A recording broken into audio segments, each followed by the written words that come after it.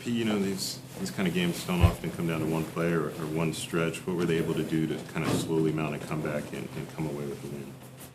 I think their ability to keep possessions alive and get second chance points. That kind of just kept them around, hanging around. And then, just their constant ball pressure on defense. I'll say those two things.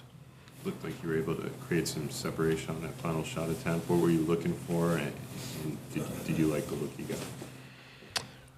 Not really. I wanted to, get downhill. But, I think with 6 seconds, the play had me coming kind of up the floor. Then when I turned, it was kind of 2 on the ball there. Went right, got cut off, spun. By the time I spun, it was 2 seconds.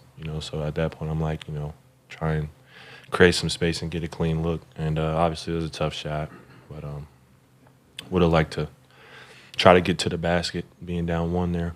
We talked pregame about you finding that rhythm. You looked like up to that point, triple double and finding your shot, being aggressive.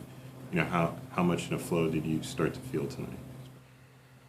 Yeah, I felt decent. I would say not as good as I wanted to, but felt good enough. And just disappointed that we didn't win. AB talked about your outing, and then we look at AB as well, exploding, especially in the third quarter. What have you seen from him, even confidence-wise, and how he's been able to build momentum and help you guys win games? Yeah, just his constant aggression, in the different ways he's able to score. He can cut to the rim off the ball. He's a lob threat. He can hit threes off the dribble, off the catch, drive the ball downhill. So he's really starting to come into his own and just like you said, gain that confidence night in, night out, that he can really be effective. Your group was already shorthanded. It was J.I. at the start, Des late. Just how tough is it to be down those two guys, especially as they're part of the game plan? Yeah, those are two important guys, especially what we do offensively, defensively. I